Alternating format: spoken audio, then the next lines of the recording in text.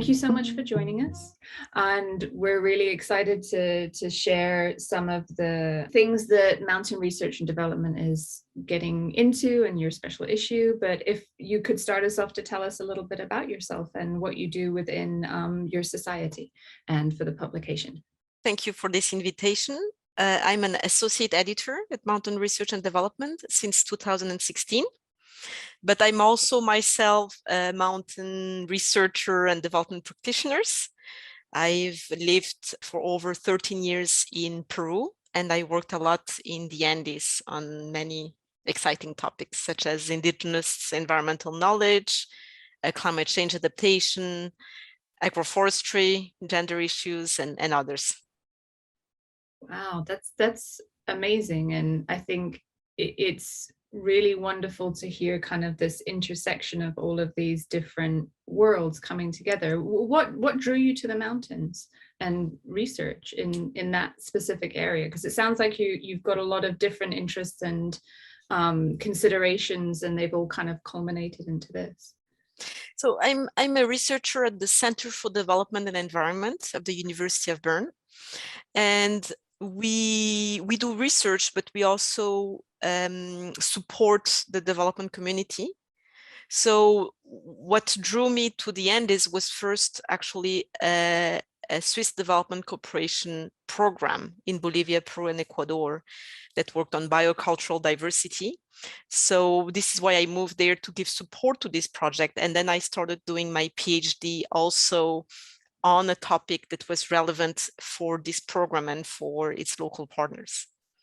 And then I stayed in the region because it was such a fascinating context that I just stayed and worked on different topics there. So I consider myself a sustainability scientist. And if you want to do research that contributes to sustainability, that research needs to respond to society's needs, but also needs to be able to grasp the complexity of these social ecological dynamics. And for that, it's important to look at problems, but also potential solutions and trends, not for only one disciplinary lens, but from a multidisciplinary lens. But beyond this, it is also important to be able to include the knowledge of non-academic actors in this process.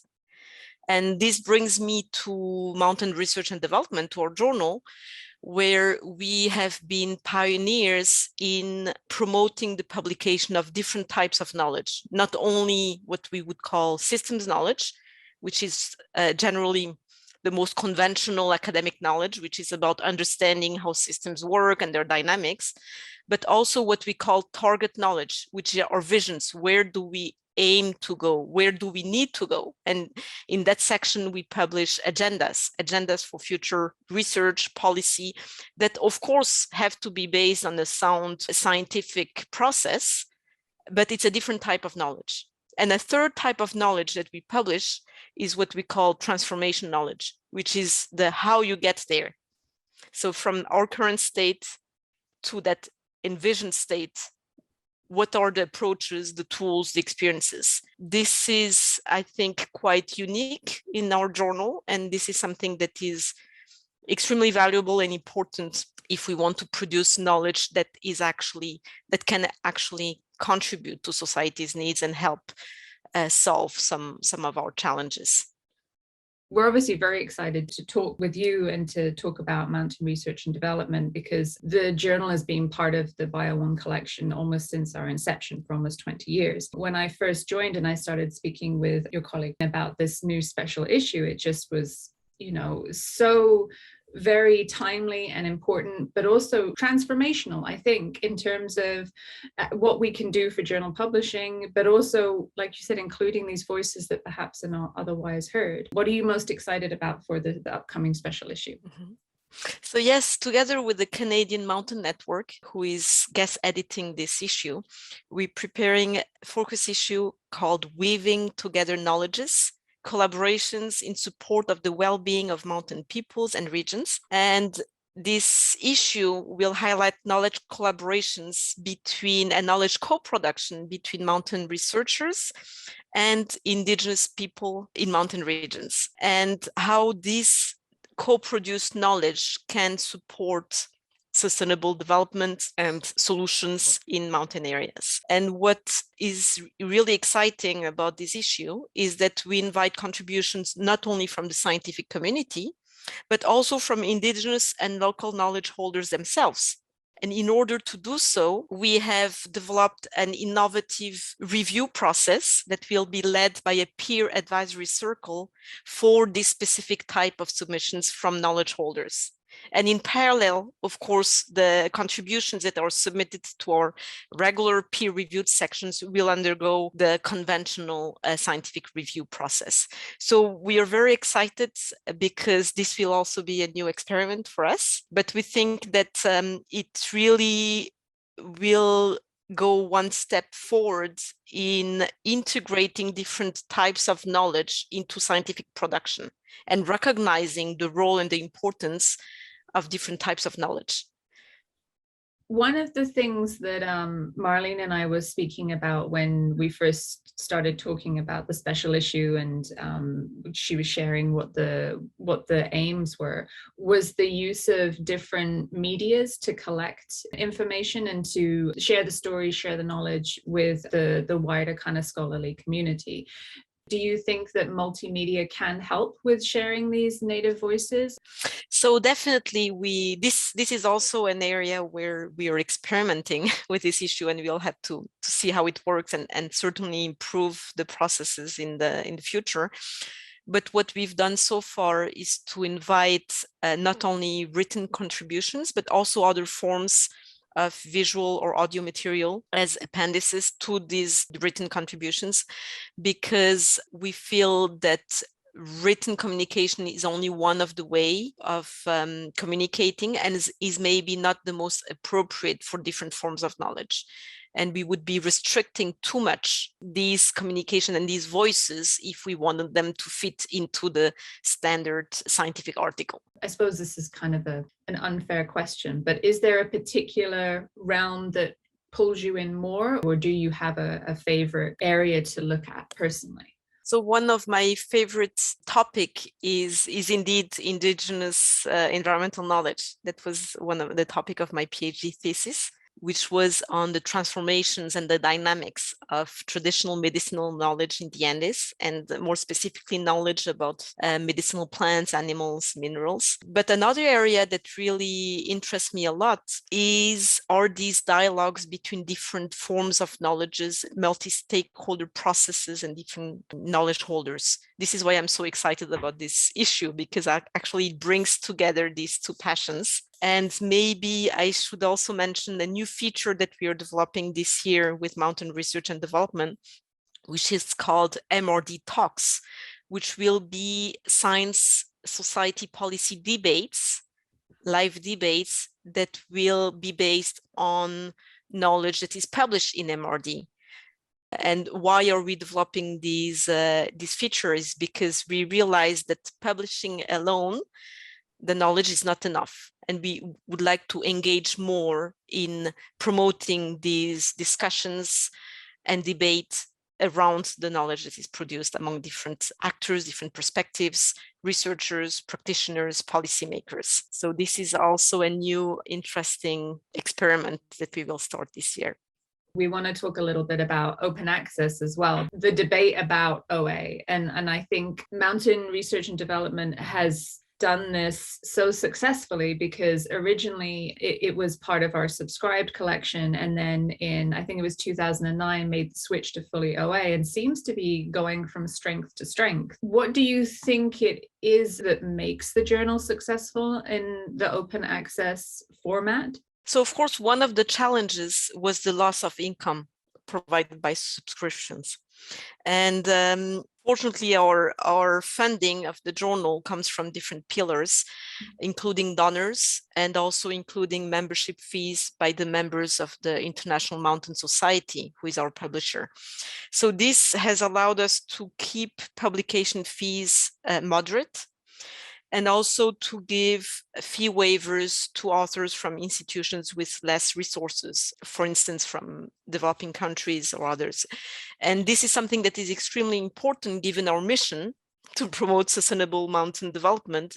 We also think that ethically we need to be able to give the space and the opportunity to publish to people from different parts of the world. So I think that this is maybe one of the strategy that has helped us to compensate this decrease in income. However, of course, now we face a new challenge with the large for-profit publishers and the competition of these large for-profit publishers who are concluding deals with university consortia in different countries in order to allow their authors to publish free of charges. And we are still trying to identify options to address these challenges.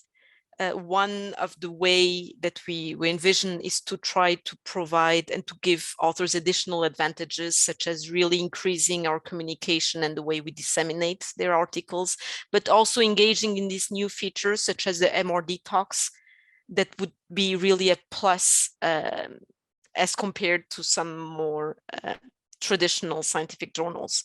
But it is definitely a challenge.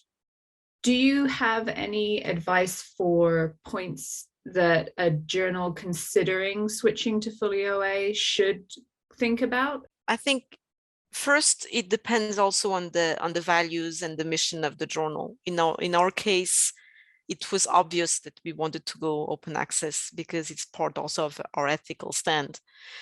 But I think that an editor should carefully check the benefits of being open access against the subscription-based option. For instance, in our case, our readership has increased substantially since we're open access, and also our impact factor has increased. So these are definitely benefits. But of course, the question of funding for any journal, especially a non-for-profit journal, will always be a challenging one. So that needs to be assessed, on a case-by-case basis. As I'm sure you know, BioOne's mission is to support independent scholarly publication and research. And so we're always looking for ways to try and support our partners in that. You joined MRD in, you said 2016. The journal had already been part of BioOne for a while, but do you know what drew mountain research and development to BioOne in those early years and encourage them to want to be part of our collection and part of our mission? So I think that there are two aspects to it. First, the fact that BioOne is a non-for-profit publisher. And second, the fact that BioOne has a strong focus on environmental sciences. And both are really important to us with a view to our mission to contribute to sustainability in mountain areas. So these are I would say, the most important reasons why we got to partner with BioOne, and were we extremely happy to continue this partnership. It's also a wonderful example because mountain research and development made the switch to OA. I will often get questions from some of our other partners who are saying, we're thinking about this, would we have to leave the collection? And I always say, no, take a look at mountain research and development. I think it's a wonderful example, and I'm glad to hear that you're still enjoying being part of BioOne. Do you have any advice for early career researchers, authors who are looking to be published in general, or specifically for mountain research and development? So maybe a general advice I could give to early career researchers is to reflect about who is their audience and what are their key messages and for what they want to communicate these messages. And that's very important because this will help them to identify what is the most suitable journal for them. And that's, of course, especially important in my field, sustainability science, where we don't just publish for publishing, but we actually hope that this knowledge can then contribute to processes. So that would be, I think, one general recommendation. And another one is also that they could also think of other forms of science communication in parallel with the publication of scientific articles, including policy briefs, blogs, or other products that can help them to reach a broader audience. And I think all of these are quite important. The difficulty, of course, is that these other forms of communication are sometimes not valued in the academic system as they should. And I hope that this will change in the future. I also hope that with these new features we're introducing in MRD, we can also contribute to valuing these other forms of communication in the scientific world. If an author was to submit an article to Mountain Research and Development, what kind of process could they expect? So first of all, given the particularities about our different sections and the different type of knowledge we publish, I would suggest that they read carefully our website and our guidelines to identify which is a section that would correspond better to their article. And if they have any doubts, of course, they can contact us, and they should. And besides that, the process, I think, is quite similar to what other journals will have, with a preliminary review by the editors, and then the articles that make it through this preliminary review will be sent into external review. Of course, the case now of this section that will publish knowledge by indigenous knowledge holders will be different, but that's a one-time experiment with our focus issue on knowledge collaborations. If this is successful, then we will, of course, need to take editorial decisions and see if we can institutionalize this. I very much hope for, but I cannot say this in advance. Yeah, of course. And this will be such an exciting process to see. There'll be a lot of big decisions to come up.